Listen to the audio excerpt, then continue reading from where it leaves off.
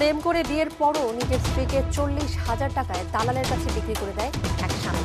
আর সেই দালাল থেকে হাত বদল হতে হতে দেশের সীমানা পার হয়ে আন্তর্জাতিক মানব পাচার চক্রের খপ্পরে পড়ে বিভীষিকাময় জীবন এক নারী। অবশেষে বন্দি দশা থেকে পালিয়ে এসেছেন তিনি। মামলা করেছেন স্বামীর বিরুদ্ধে। আরো জানাচ্ছেন সাবিরা আহমেদ। আমি আসতে পারিনি। চলতি বছরের 10 জানুয়ারি ভুক্তভোগী এই নারীকে তার স্বামী বিক্রি করে দেয় নদী নামে এক দালালের কাছে। নদী তাকে সহ আরো অন্তত 3 নারীকে তুলে দেয় আন্তর্জাতিক মানব পাচার চক্রের কাছে। যে নামার পরে একটা অটো ড্রাইভারের ফোন দেয় ওই নদী। ফোন দেওয়ার পরে উনি আয়সা নিয়ে যায়। নিয়ে যাওয়ার পরে আমাদের একটা রুমে রাখে এবং বলছে যে বের হতে না, কোনো ফোনে কথা বলতে না। ফোনে কথা বলতে মানা করছে। পরে আমরা আর বের হই নাই, ফোনেও কথা বলি নাই। তারপরে রাত্রে 10টা-11টা বাজে আমাদের খাবার দিছে। খাবার দেওয়ার পরে বলছে রাত্রে 12টা বাজে রেডি হয়ে থাকতে, আমরা যাব, পার হব।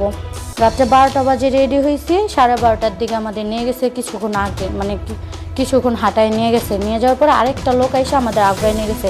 ওই লোকের সাথে আরেকটা 3টা মেয়ে ছিল, আর আমরা 3 জন ছিলাম। সিস্টেমটা হচ্ছে গিয়ে রাত্রে লুকায় রাখে বাগানে।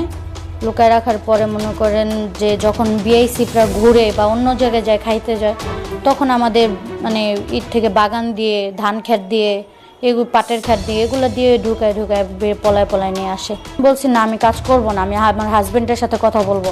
বলে তুই কি হাজব্যান্ডের সাথে কথা বলবি? তোর হাজব্যান্ড তো বেঁচে দিছে।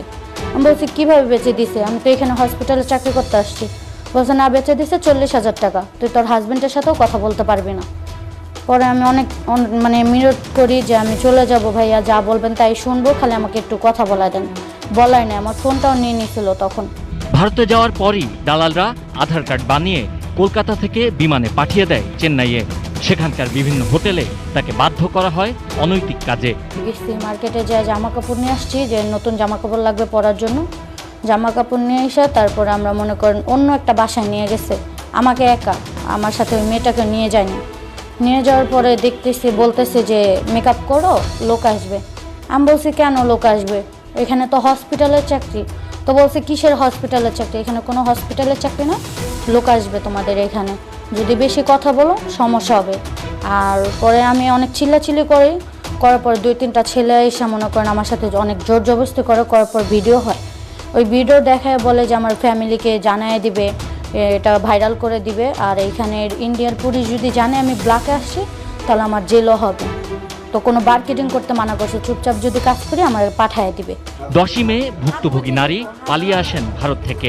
বৃহস্পতিবার তিনি হাতিরঝিল থানায় মানব পাচার আইনে তার স্বামীসহ কয়েকজনের বিরুদ্ধে মামলা করেন। হ্যাঁ, অনেকবারই মারছে, থাপ্পড় দিছে, ঘুষি দিছে, চুল ধরে ঘুরাইছে। প্রত্যেকটা দিনই নির্যাতনের দিকে গেছে। যেদিন আমি ইচ্ছাকৃতভাবে কাজ করতাম বা ভালোভাবে কাজ করতাম, সেদিনই আমার দিনটা মনে হয় একটু ভালো গেছে। তাছাড়া মনে করেন এক একটা মুহূর্তে, এক একটা সেকেন্ড যদি বলতাম ভালো না, শরীরটা আজকে যাব না, কালকে যাব বা এখন না, তখনই মারধর করতো, তোর কথা মতো চলবে না কি। পুলিশ তার স্বামী এবং নদীসহ দালালদের খুঁজছে।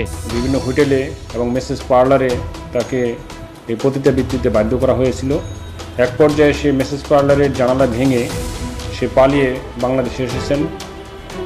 10ই জুন 10ই মে তারিখে বাংলাদেশে এসেছেন এবং আজকে থানায় এসে উনি মামলা দায়ের করেছেন। এর আগেও ভারত থেকে পালিয়ে আসা আরেক ভুক্তভোগী নারী হাতিরঝিল থানায় মামলা করেন। ওই মামলায় 6 জনকে গ্রেপ্তার করেছে পুলিশ।